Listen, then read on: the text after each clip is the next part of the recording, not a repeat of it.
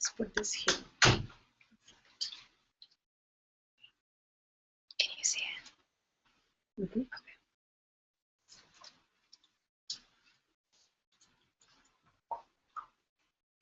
This chair is very comfortable. Thank you for organizing it.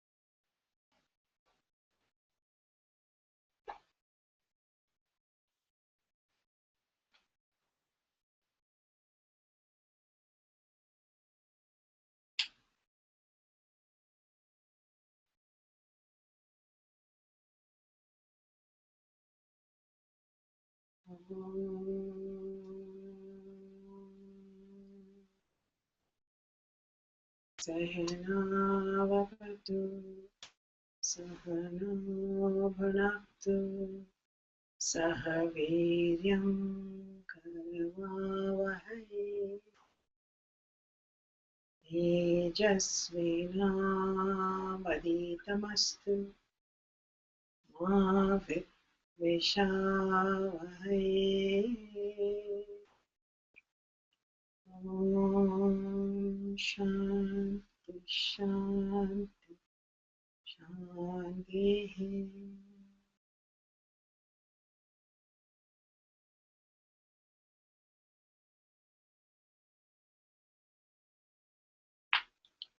So we are very fortunate. Tom, can you have something here? Well, we are very fortunate as a group to carve out this time to be in dialogue called satsang, because as I mentioned to you earlier, and I will repeat many times, that satsang is of three types. Sat means truth, and truth has three facets. The first facet is dharma, and dharma is that dharayanti iti dharmaha, whatever is that which sustains any entity or system. So there is dharma. If whatever is functioning within us, whatever is functional within us, whatever is allowing us to function and be our best, that aspect of us is dharma. Whatever is dysfunctional, be it at the body level, mental level, or any level, that is adharma. You understand? Similarly, at a cosmic level also, there is dharma that sustains this entire universe. After all, what makes a planet respect their orbit? There is some kind of dharma that is sustaining everything. And we human beings are human beings with choice. So therefore, we can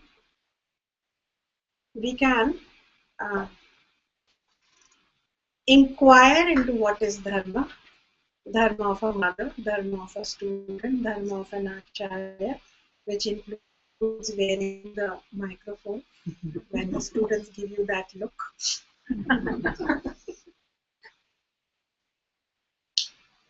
What is that dharma of being a human being? Nushya dharma.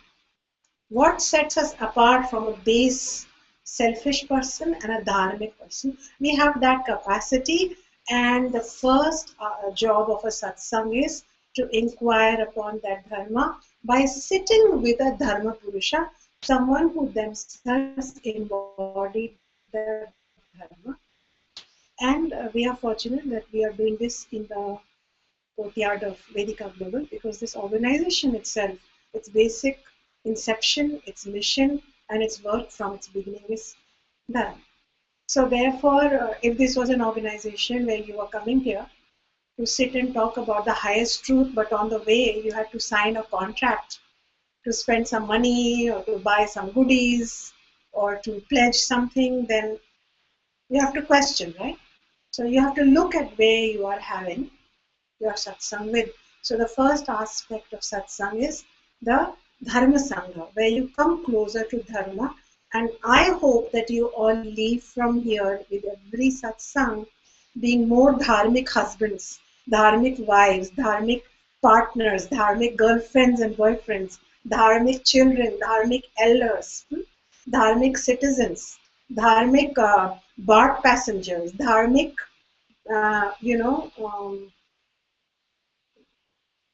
existence with other creatures. I hope that dharma is that which we will just get inspired by.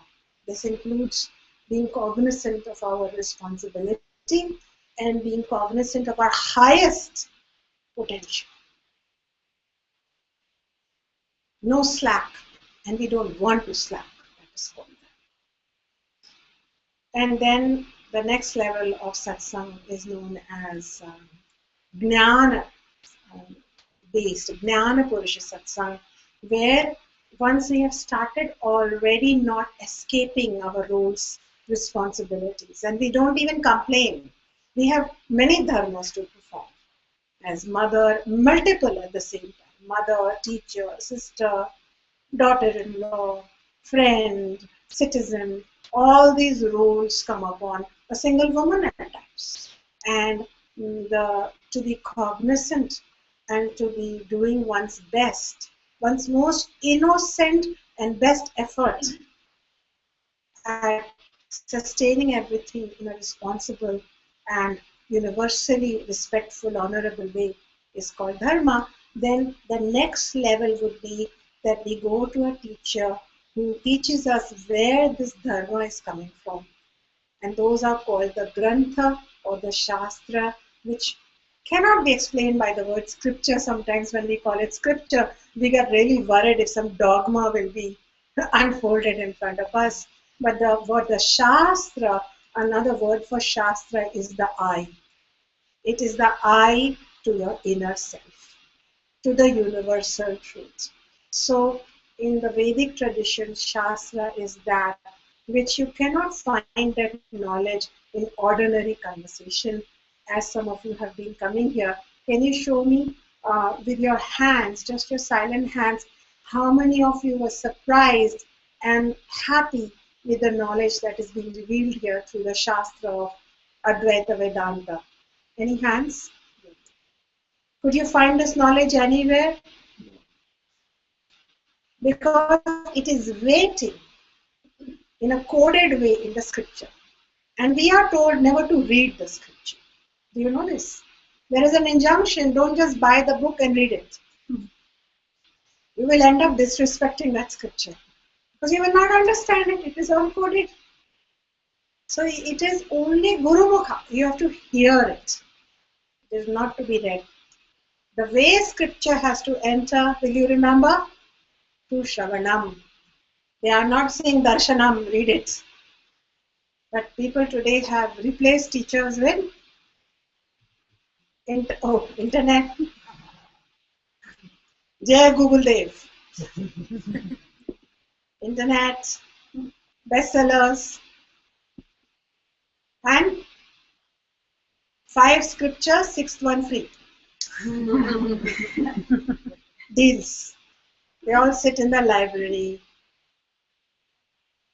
But we have been told the first step of scriptural study, what is it? Shravanam, listening. Just listen. I was talking to a student earlier. Question was, what do we have to do? I said, do you fall asleep in the class? No, I'm very alert. That's all I need. That's all I need from you. Just listen. During that listening, something will happen. One of you will leave. It's enough. I don't need this knowledge. I've decided I'm an atheist. Good. You may go. During the listening, one of you will realize, that's it. I have realized. The universe lives within me. Good. That's all you need. So it's a listening, Shravanam. Then it will lead to Mananam. Many students say, some thoughts were bubbling in me. Good. So second stage will happen on its own, as long as you listen. And Nididhyasanam, gradually you will be compelled to practice it. This knowledge will start taking over your thought space. And the little you will lose the battle, and the biggest you, the dharmic you, will lose. So, scriptural knowledge is always heard, it is always verbal. With a teacher, you can trust.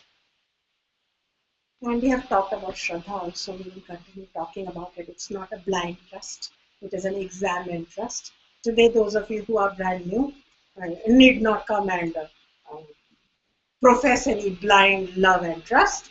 So just keep your skepticism on the side and keep a little bit of openness in the center, and then keep seeing if the knowledge that is being provided is making me a better person, and also keep a watch on the teacher if the teacher is also walking what they are saying. So far I have come this far, hope not to disappoint you in the future. If I disappoint you, run. Will you remember to run? If you listen, you will run. If you don't listen, if you're asleep right now, then you won't run. So, after examination, you give Shraddha. In the Vedic tradition, there is no room for blind Shraddha, blind trust, because such a person is called a dullard. They are based on examination, pariksha. Acharya pariksha, shishya pariksha. When you say, I am going to be a student, okay, but then I will also do your pariksha. Are you following? But till such time we can have a dialogue, we should have functional trust. Is that okay? I will functionally trust you that you are here to do nothing but listen, and you can trust me that I am here nothing but to share the joy with you. Clear? Shall we cross this one? Check. Now the third point. The third point is, this is called Jnana Purusha Sangha. We go for this one long term to study what is in the scripture. Long term. Lifelong even. We don't say we are done. 3-year course, 1-year course, 2-month course, like that. Then finally, the third satsang happens.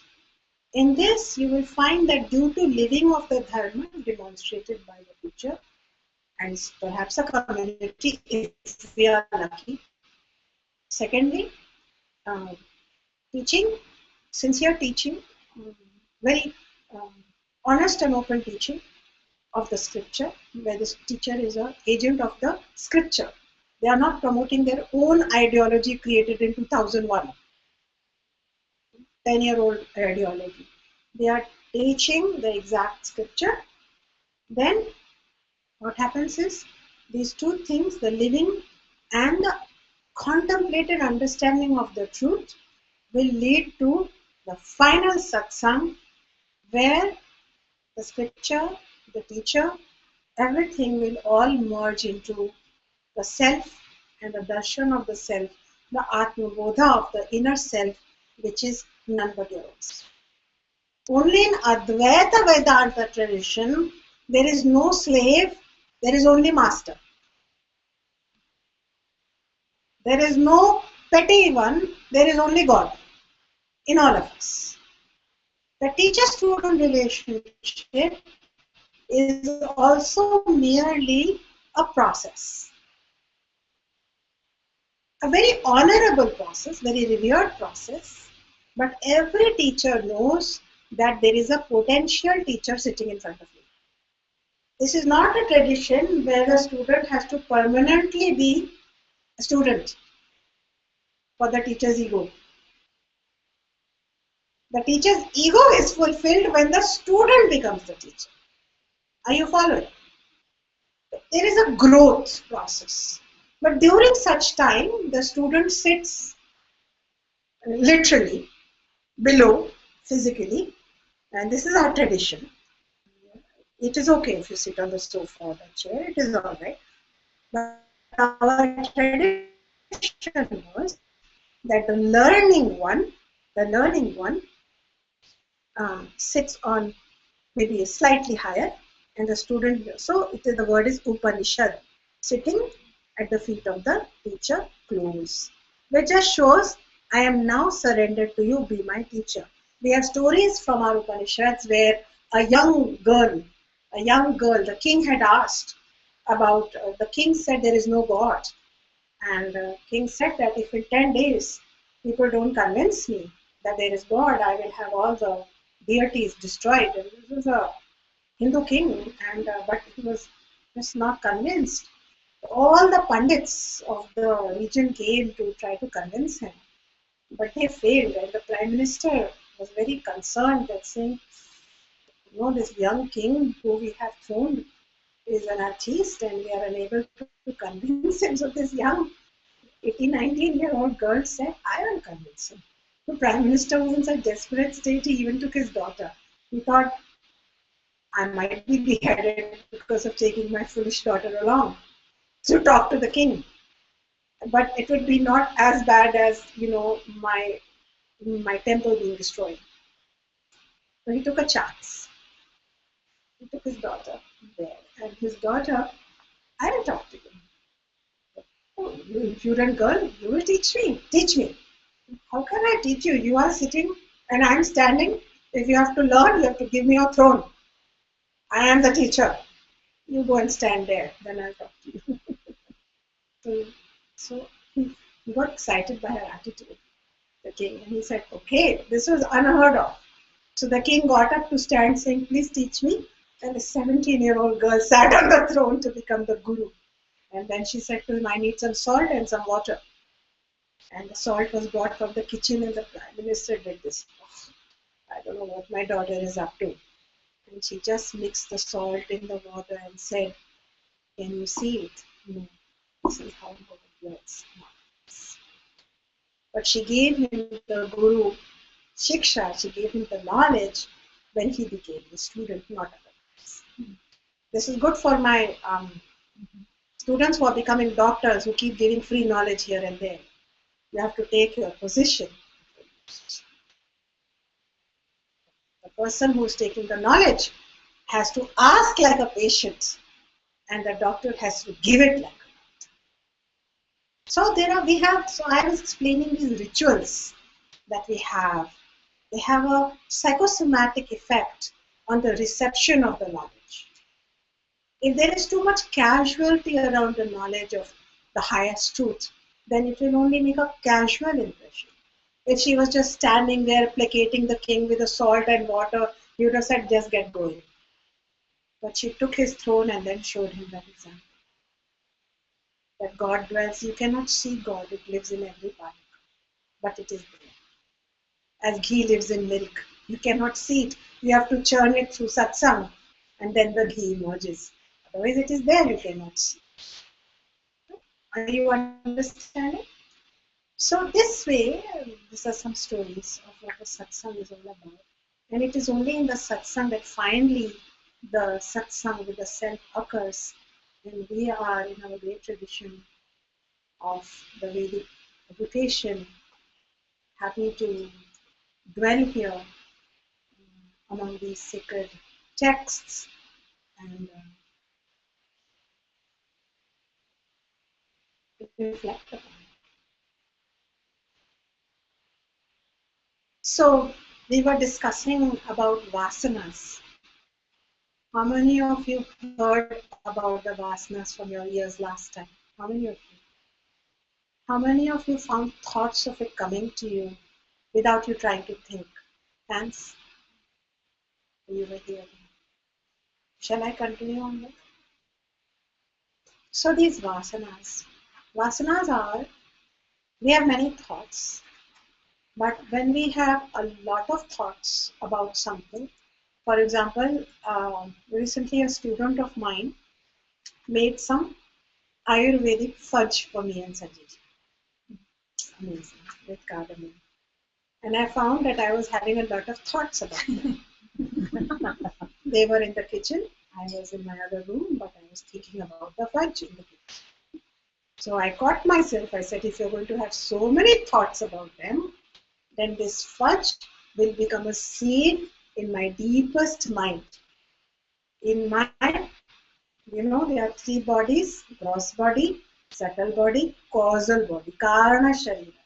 When you think about something a lot, it gets deeper and deeper, and it actually becomes unconscious to your active mind, but it gets embedded there, and that embedded thought concept is called samskara or vasana. Got it? And then, in our scriptural understanding, the mind travels, which we will study again in Tribhushna Vivek.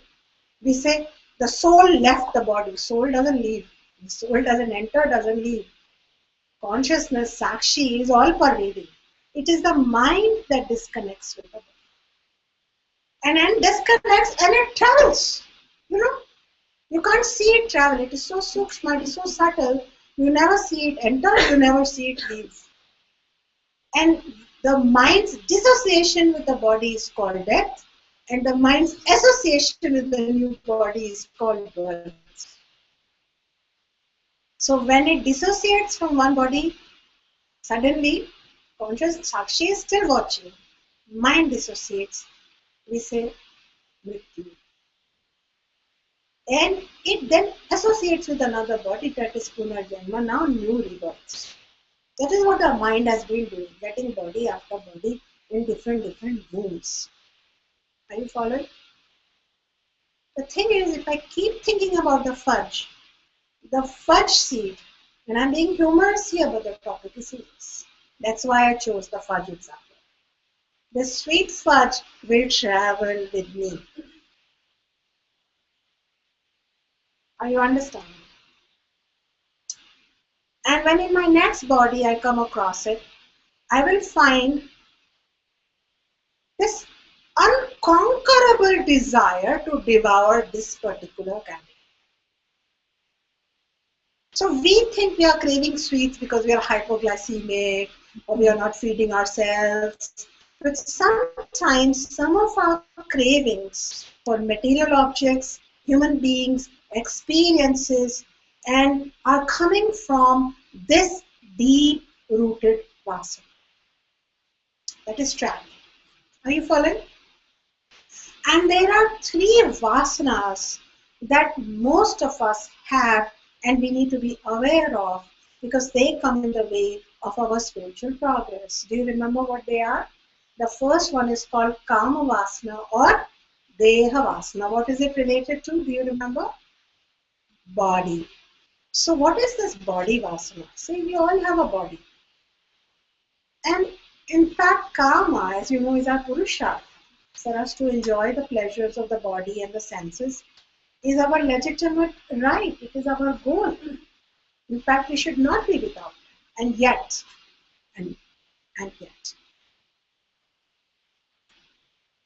when this identification with the body goes to a point of becoming an obsession, and you won't, if you go to a mental expert, they would not catch it. But if you come to a teacher like me, I would know it from your clothes, from the time you spend on your looks, from how much you worry about a wrinkle or a pimple, how you identify your well-being with your weight, more or less, how you use the body to leverage your opportunities, or how you use the body to push away things.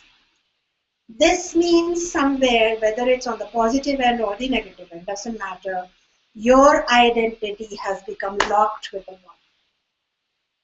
Your body was your equipment, your body was your vehicle, it is what you can observe. You have a very temporary relationship with it. You've had many other bodies. You can put health into it, you can put some observation into it, but it should not determine your reality. It should be where you begin but not where you end in this journey.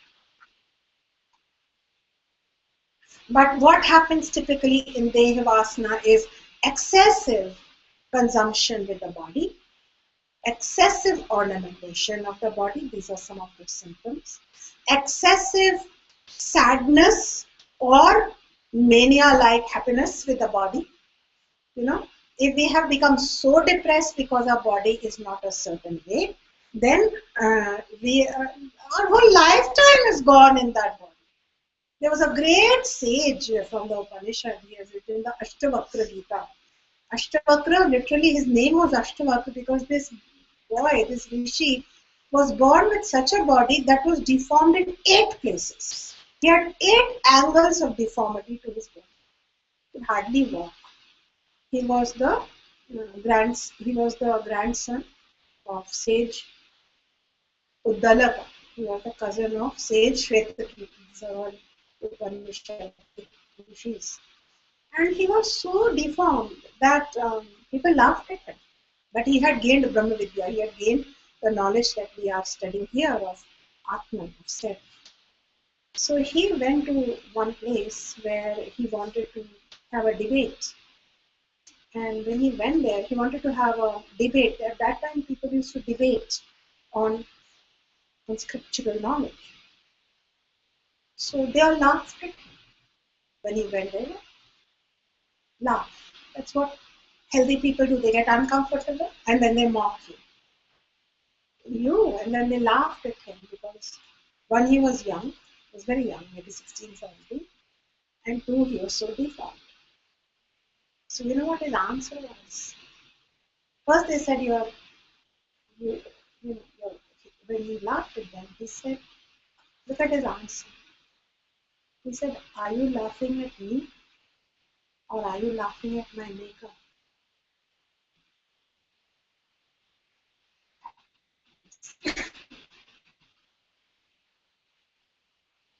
Because I must be having perfection in me at this point because my maker is perfect.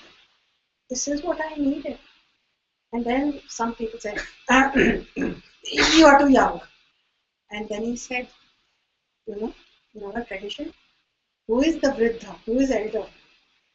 One is elder by Jnana, by knowledge, not by Ayu, by age. And I am an elder. I will challenge you. And he won that. And he was celebrated by the king, King Jana. So you see, he was beyond his work. And he wrote the great Ashtavakra Gita, which the most depressed person, if they read a few verses of that Ashtavakra Gita, they wake up to the nectar of the inner self, written by such a person. So, but what do we do when we have, if we have a very beautiful body, we sometimes get lost in it, do we not? Because we have a certain kind of life experiences where people accost us, they celebrate us, or they behave to us in a certain way, or they may, what is that word, flirt with us when we are young, right? Flirtatious behavior is the word. We are courted in a certain way. And so we become unrealistic about who are we. We lose compassion. We see so many movies of the people mocking other people. Mentally sick people, we become. If we have beauty, we become mentally sick. And if for any reason if we have those 8 angles, we become mentally sick. And we lose our life opportunity to know another nectar which lives in a paradigm beyond this. So body is a very big source of vasana, and also because of it, we become very driven. The body-based senses dwell in the body, so we become very driven around other bodies, be it the body of a lover, a loved one, a child. But yes, we have these bodies, and yes, we are meant to be with each other. But it becomes to the point where, say, if somebody leaves or is no longer with us, or we are with lesser bodies in our life, we are more lonely, or it's the end of the world. So that means our existence has got reduced to physical matter. A student came to me and said that once I traveled to India, I still travel, but one time I traveled to India and I came back and there was some unrest. It seemed like students really missed me. Some students may remember that episode. One student got very angry publicly, and she said, "How could you leave us and go?" And she started crying and she got angry and she was upset. Another student came to me and said, I was not, apparently I traveled after some time. It's very used to you, Shuna. When you left, I felt like dying. I felt like I don't have you. And then I remembered your words. And you said, and my body is not your teacher, my message is your teacher. And I actually imagined you physically dead. I actually gave you a Christian burial, because that's what I'm used to. And in my mind, she said to me privately, and she very intense conversation, maybe she's present, and she said, and then I just became your student that day, because I now don't need to see you, I don't need to possess you, I need to just live what you have done. Now see these two examples. This second student is still with me, that other student is gone. Because the student could not be without the body. Are you following? So we bring body even with Guru Shishya, even with teachers. And so this body becomes very important. We put it up for, and if you see in our culture everywhere, we are selling truck tires, but we put a body next. Everywhere, and we're all like just, body, body, body, body. So it's okay. We should observe it. We don't have to judge it too much. That's just the way. World is consumed with vasana. But we are attending a satsang. So we should now question ourselves if the action we are taking when we have fallen in love. Is it love? Is it respect? Is it honor? Or is it dehavasana?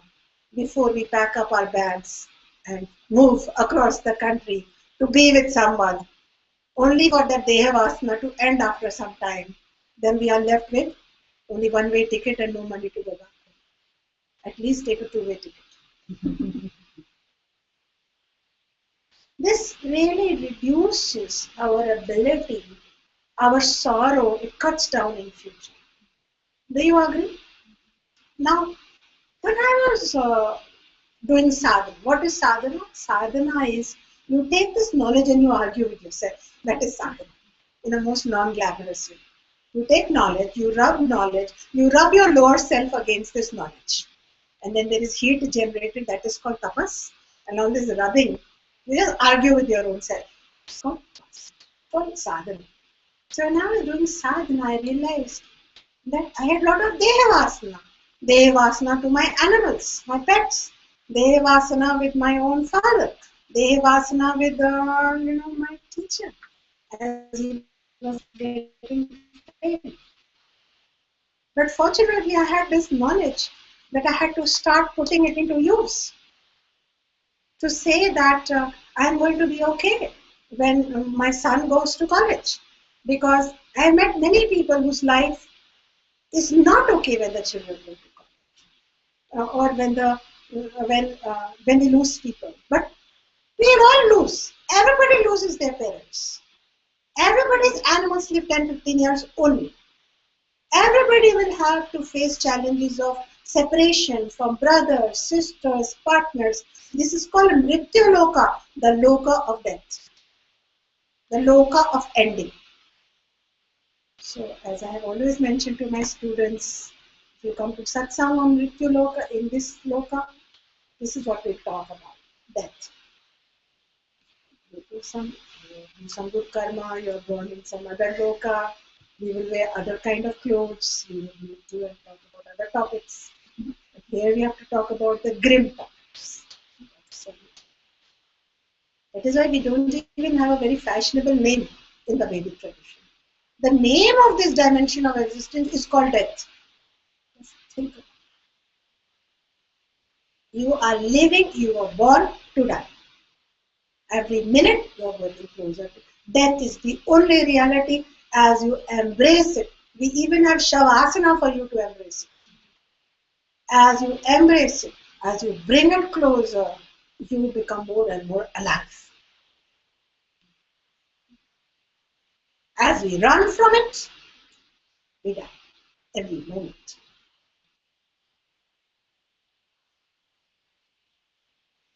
So Deha Vasana, it is bound to perish.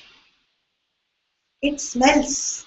It decays very quickly. The moment the dissociation of the mind occurs, it just starts becoming a piece of matter.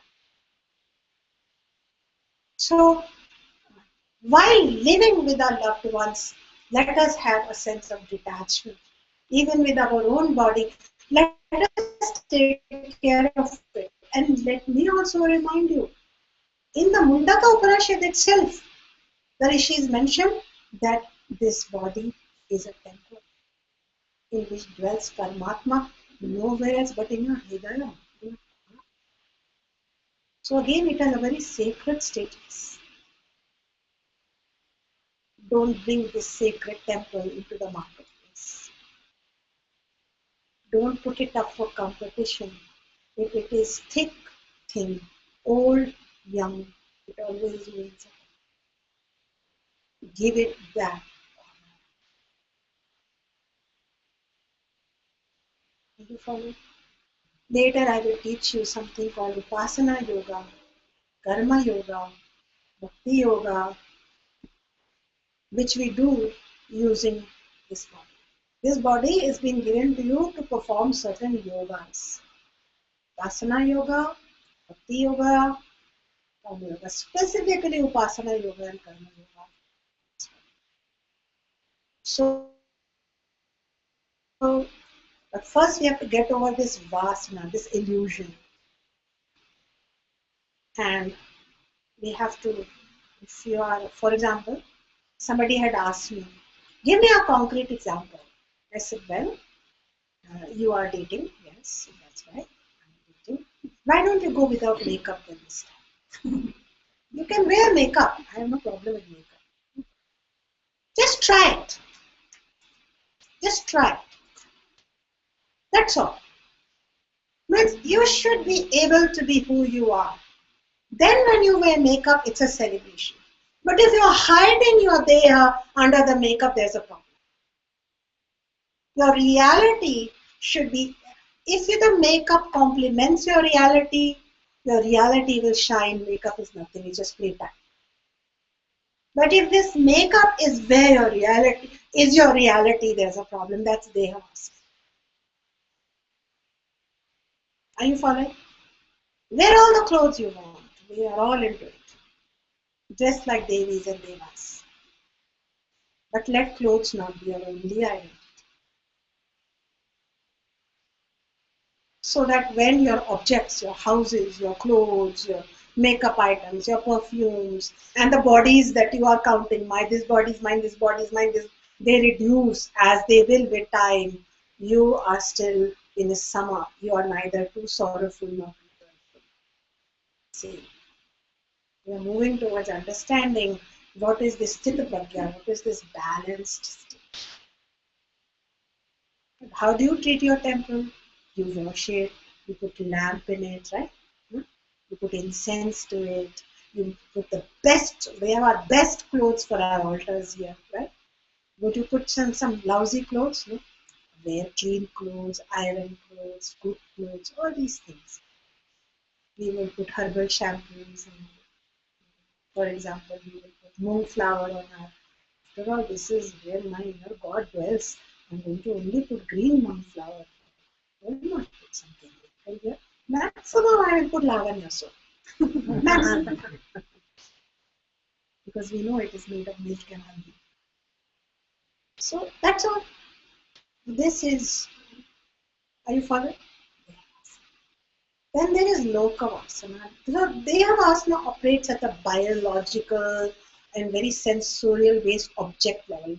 The bodies and objects, okay? People and objects. That's where Dehavasana.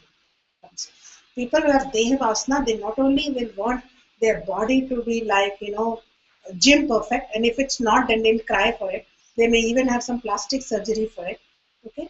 And their houses will also have to be like that. Their cars will also have to be like that. Now, we have no problem in one driving a Mercedes or a BMW or whatever is.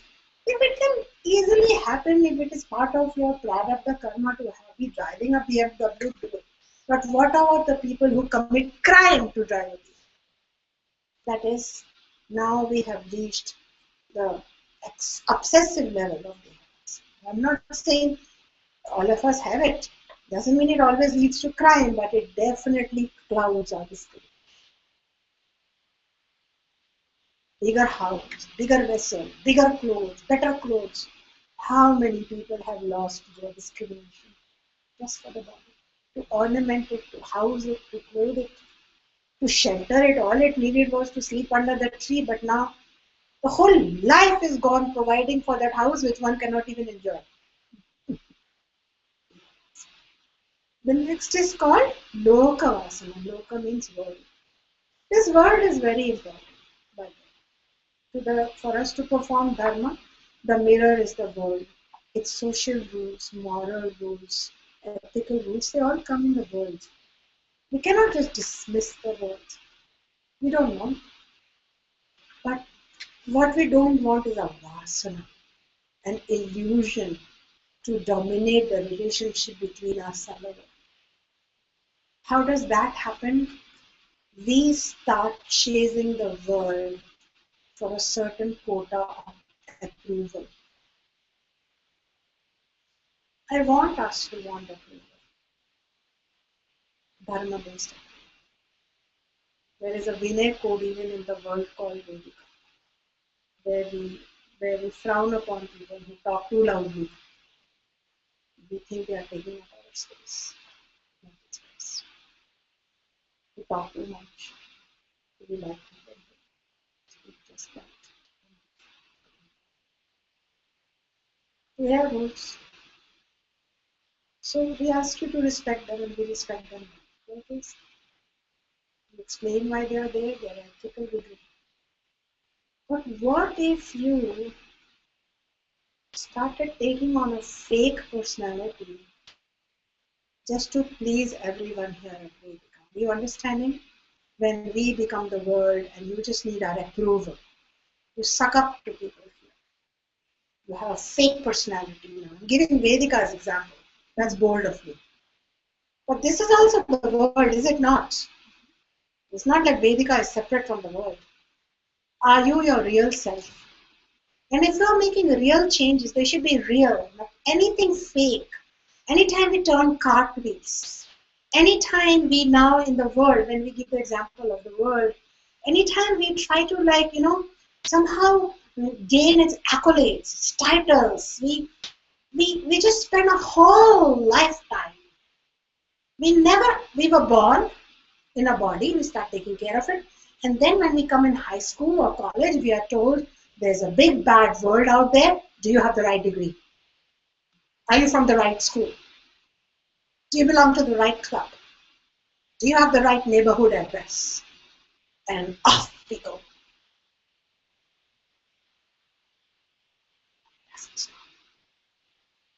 Until some disease comes to us. Did you go to the right hospital? Did you get the right second opinion? It's always the world deciding for us our path. Do you agree? We didn't even question if it was my path. And so even when we create something, we create what the world wants. It takes guts to create something like Vedika which the world doesn't know. Because you have to create something like Vedika when you don't all the time cognizant what the world wants all the time. Vedika will always follow enough rules to be dharmic, which sustains the world. When we dwell here in Emeryville, we are using its water, its streets, we are paying our taxes, we are doing the right thing, we are being good neighbor. You understand? We follow all the dharma rules. But the content taught at Vedika, the teaching that we teach here, the empowerment that we do, the transparency that we dwell in, all of this comes from my heart, which says, it's okay, Shunya, if there is no board to approve it and nobody to parallel it, and everybody says to you, what's wrong with you? You should develop Vedika franchises and mint money. What are you doing everything free nowadays? Nowadays. As if, anyway. But the question is, well, you have to be free from it to even think with space. Otherwise, we go out there doing our own thing, and after a while, it's what? It's the world's thing. The world is all pervasive, and it's got into our brains. You got it? So, this desire to win the world is what makes countries attack each other. I'm not going to name countries. We go on wars that we don't know why we fought. We go on missions that we don't know what we are bothering. Religion is less about living that religion versus converting more people. Gurus are more about how many people are my followers than really what are they living. Is that person worth calling a follower? It's all about numbers and masses and external show. And that's called lokavasana. And everybody gets gripped. There was a brahmachari, 12 years later, he returns from his gurukulam. 12 years was minimal time with your teacher. And he comes home and his father says to him, what have you learned, my dear? Have you learned? Yes, I have learned. So what do you want to do after brahmacharya? They often got married. That was the way. After learning the highest knowledge, what do? Get married, provide for your children. But we are expecting that you are an elevated father because of this great knowledge, right? Well, shall I get you married? He says, wait, father. First, I have to prove it in the king's court that I am the highest knowledge. I want to debate the biggest pandits in the court of Janak so that I can show the supremacy of my learning. Father said, oh my God, my son has learned nothing. For 12 years, he was in a gurukulam. What was he learning? So then his father said, do you know that which cannot be known, by which the eyes move? Do you know that which cannot be known, but due to which the ears hear? Do you know that which cannot be tasted, but due to which tongue tastes? Do you know that which cannot be felt, but due to which the skin feels? Do you know that which has no smell, but due to which the nose enjoys all kinds of smells? No.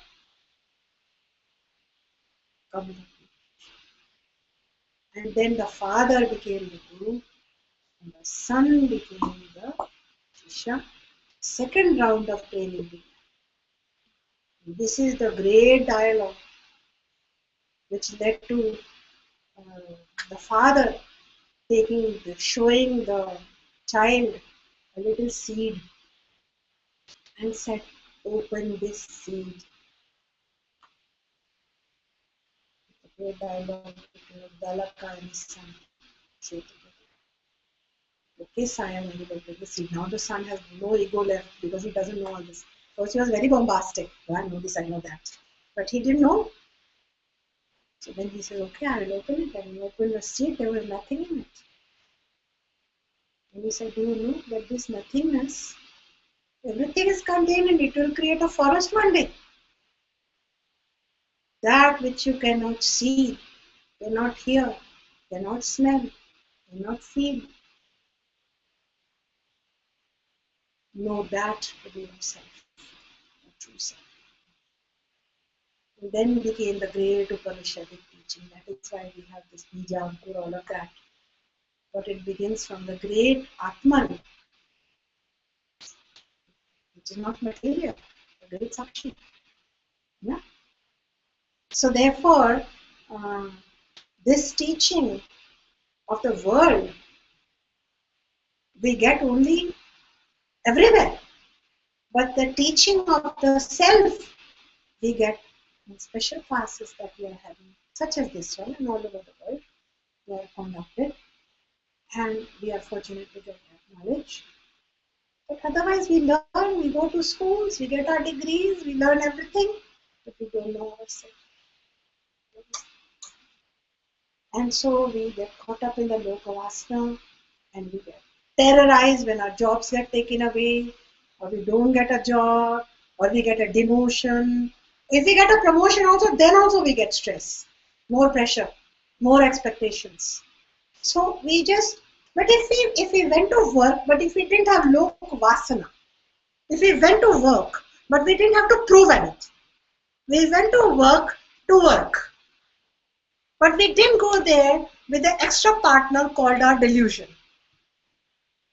then we would be so peaceful. But what do? We even get nervous going to a neighbor's home because they have better furniture. We come back home feeling unhappy because their furniture, that world got into our empty little heart. And we look at our own sofa and our bank account and we become this small. If we just, because we have to clear ourselves from this vasana. We have to know there is only so much money that I am meant to have on this loka. It will come to me. There is I had mentioned this to somebody today, so that piece is active in my mind today. There is a secret that the rishis told us. They said, in this world, you don't have to chase sukha, happiness. When it's meant to come, it will come to you. It will find you. Don't run after it. Just go to your job pastime. Promotion will come to you. Just do your job. Just do it with dharma. Some dukkha will come, some sukha will. Just you have to cultivate dharma. You don't have to sit and cultivate your sukha. You don't have to do strategy planning to get a better sofa. If you are meant to have that better sofa, it will be one. Like in my home, I have one sofa that has been eaten by some mice. Every home has mice. And also my dogs used to sleep on it. Some of you have seen it. It has all kinds of, dog stains on it. But it's very comfortable. We don't feel the need to get rid of it.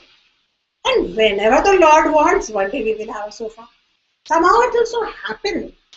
We won't have to plan a trip to IKEA to go get it. We will just one day be at IKEA, one day we will have the right money, one day then in our mind it has to come. We need a new sofa. It has still not registered. Then it will register, or who knows, one of you will say, ring the bell, Shunyaji, we got your sofa. Who knows? I mean, if I am meant to have that sofa, I'm going to have that sofa. I'm a spiritual being, you see. I don't have to worry about sofa.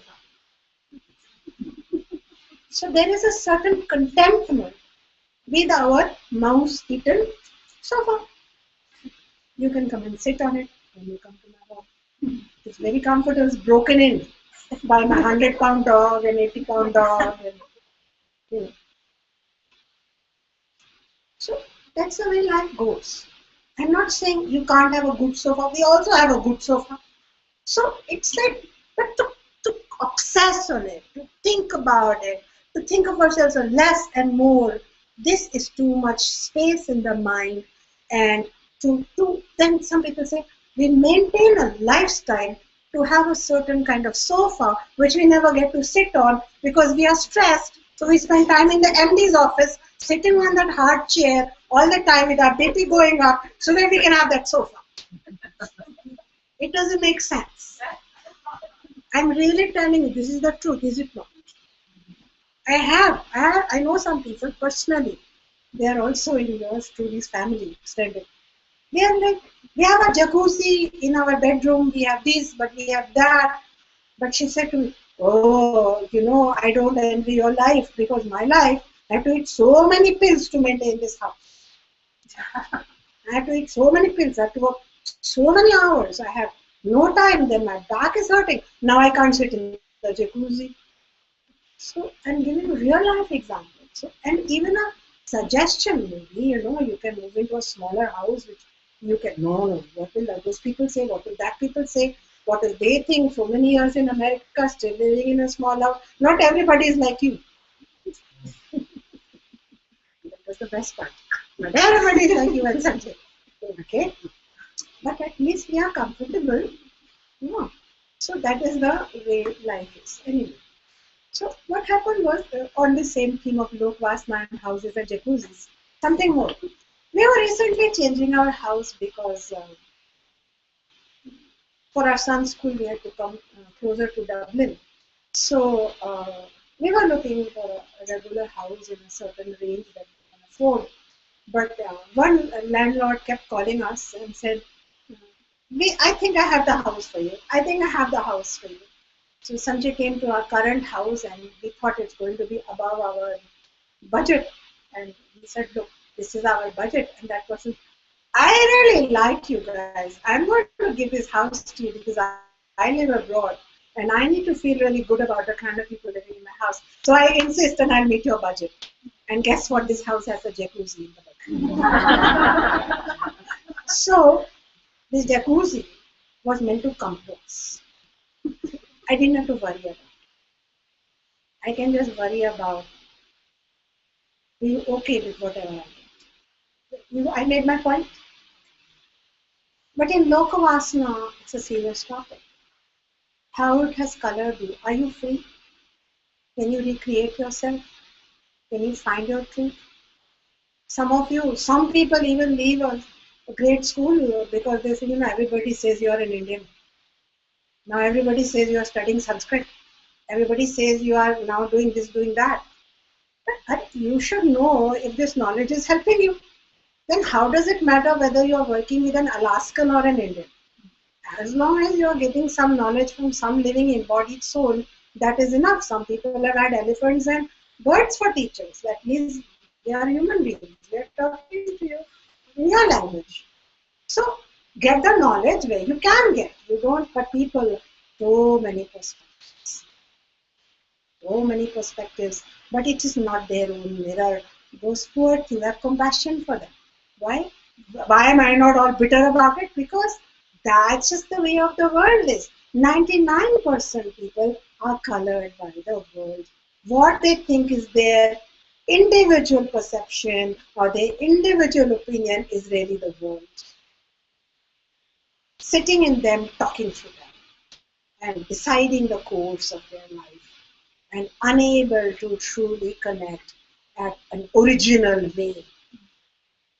It's all conditioned. And the third vasana is Shastra vasana.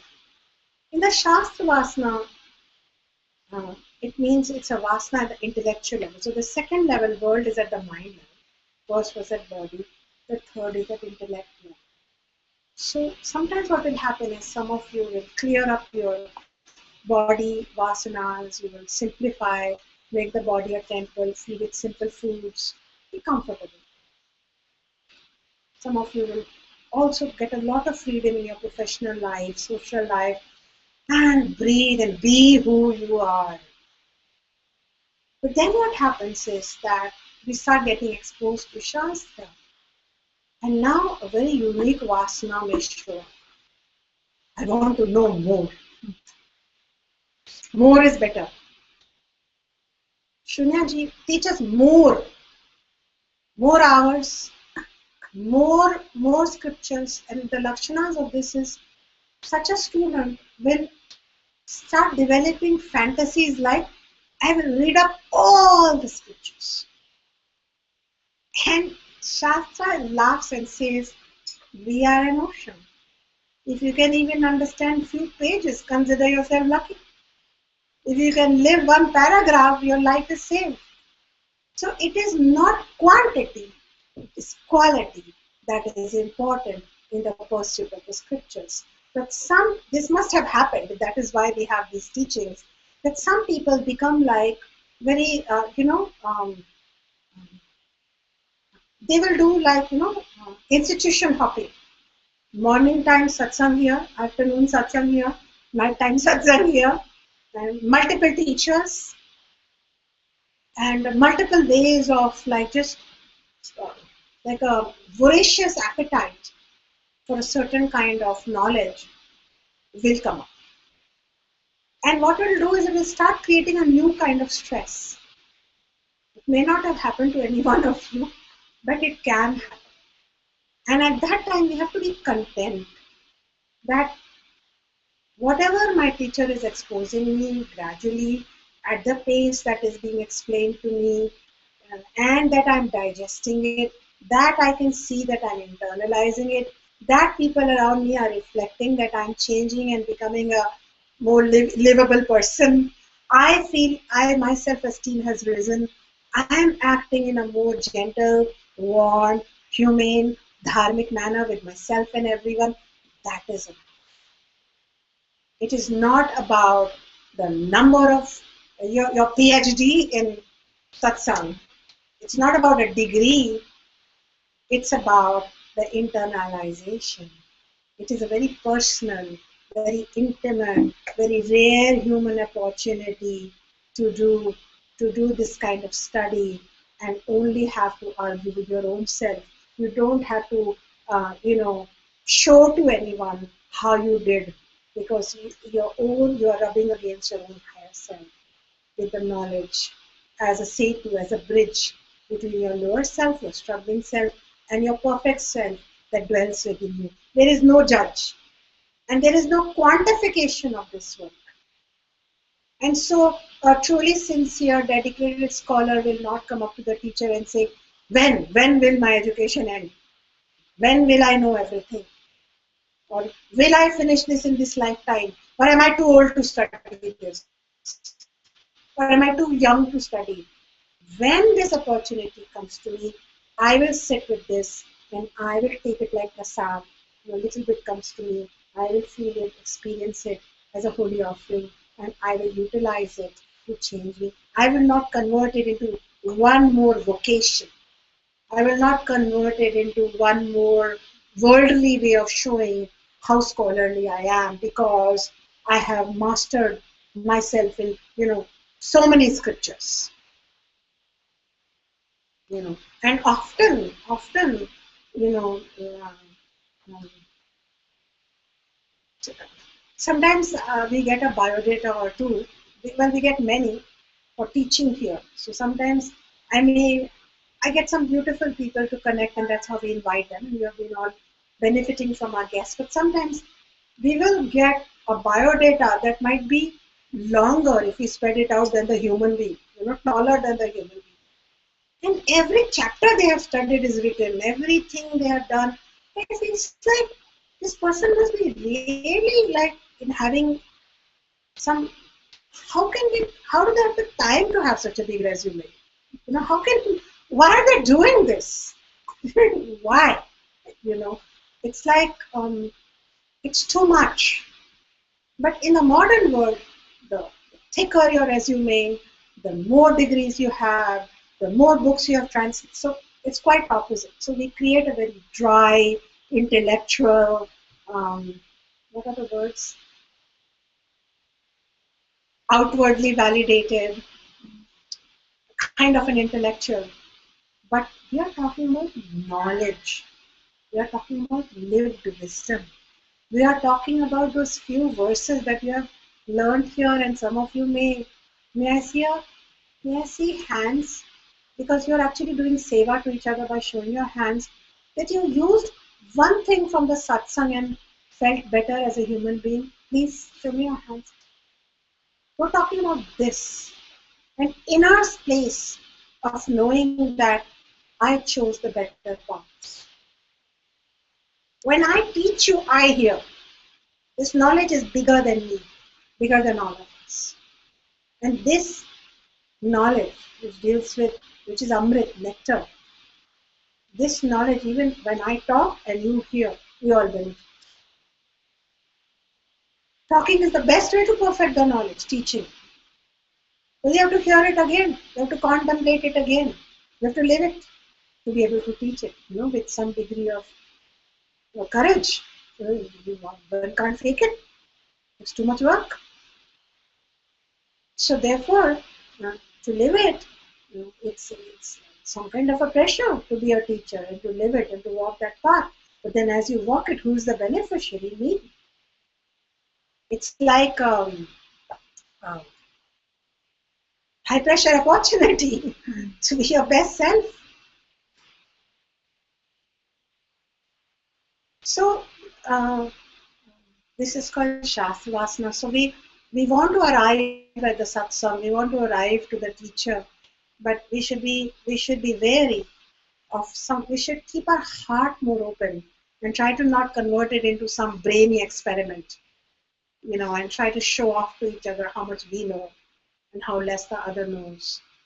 We should, if anything, this Shastra makes us compassionate for each other because all of us are struggling with all these vasanas that we brought into with us, all of us.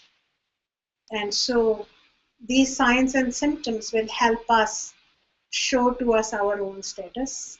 At least when I remember Shastra Vasana, I become really calm because I've had students who have come to me and said things like, Shunyaji, my knowledge here at Vedika is really great, but I won't be satisfied till I study the Vedas. Well, okay, why don't you finish your second year in Ayurveda? We'll get there, or, and then, all kinds of, fantasies, like, I think I'll just go to India and move to Himalayas and study here and study there, but where's your reality? If you were meant to be in Himalayas, you're going to be there, my dear. Today you are in Emeryville. Just be here now, receive and be blessed. But sitting here, but I should be there. This is Shastra Vasana. Mostly I tell such students that check it out, go to Himalaya. Sometimes they come back, they are lost. Mostly they don't go. It's all mind. Should do this, I should do that, this will also be very good. A little by side degree of this will be very good. Sometimes a side degree is good. There is no harm. I'm not saying if you're studying Ayurveda, you can't study Chinese medicine. If you're studying Chinese medicine, you can't. I'm not saying that. But I'm just saying we should know what we are doing. It should not just be a vasana, an unquenchable thirst, because vasana, you may note this word down, after a while becomes trishna. Trishna means an unquenchable thirst. Unquenchable thirst. At least with vasana, if you have deha vasana and you get some new clothes, you feel good for 10 days. But if it has come to trishna, you will buy compulsively and not feel happy. That's not a good state. In trishna, vasana has become pathological. Then that reduces us to a very poor state, because nobody can quench us. Have you seen people? Their lover will be holding their hand and saying, I love you. Nobody loves me. You have so much money in the bag. I feel afraid I am poor. Trishna. Nobody can help this person. Only we just hope that soon death will come. They will leave. They will have new. But we are worried the mind will go. Next body also, baby wants milk, but doesn't just want milk. It demands the milk because it has trishna. Very scary.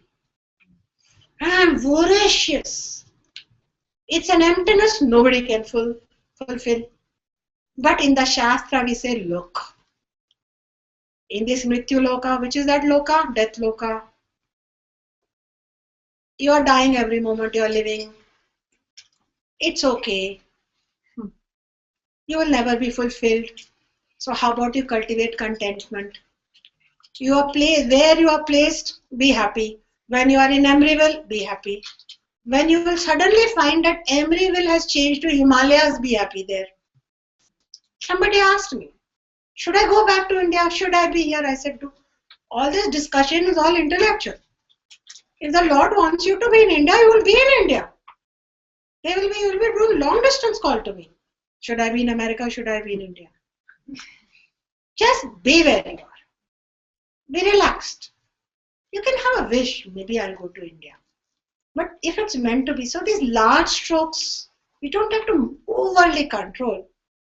What do? You get up in the morning, you do your Surya Namaskar, you do your Abhyanga, You feed all your animals and plants because they depend on you. Then only you eat. Don't eat before them. At least you try. If they are moody like my dog, they won't eat. Then you eat, but you try. First, the princess should eat. If she has not eaten, then you eat. Because all the people who are dependent on you, they cannot ask you. We should feed them first. We should offer, are you hungry? Do you want breakfast? Then we should eat. And also plants, they can't talk. So we should make sure that at least if somebody's, in my case, I'm very fortunate. One of my students waters the plants. However, when she didn't water the plant, I water the plants. They should be taken care of. And you do your light your lamp, then you go to work and you do your best. And all kinds of world vasanas will come your way. I should compete, I should prove my point. No, you do a great job at what you do. Sometimes you will get recognition, sometimes you will not. Sukha dukha is not in your hand, but to do your work is in your hand. Do a good job. One day that boss will get replaced, the new boss will suddenly recognize you. Arey, that old boss didn't recognize you, I recognize you. One day you will feel that now I can leave. I have enough savings. It will be not even a question mark. It will just happen. Then you'll find a new job at a comfortable level. So you just follow your inner being a little bit more and not follow the vasanas. Are we clear?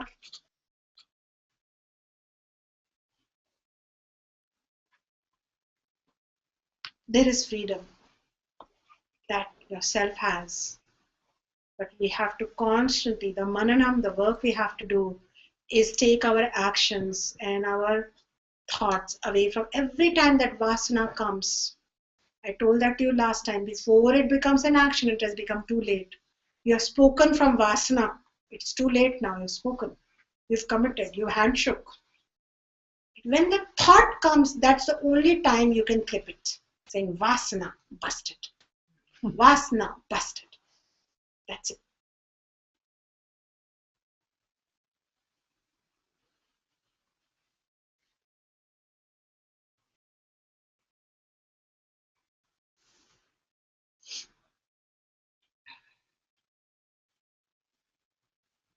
So we will spend 10 minutes on vasana questions or comments or anything.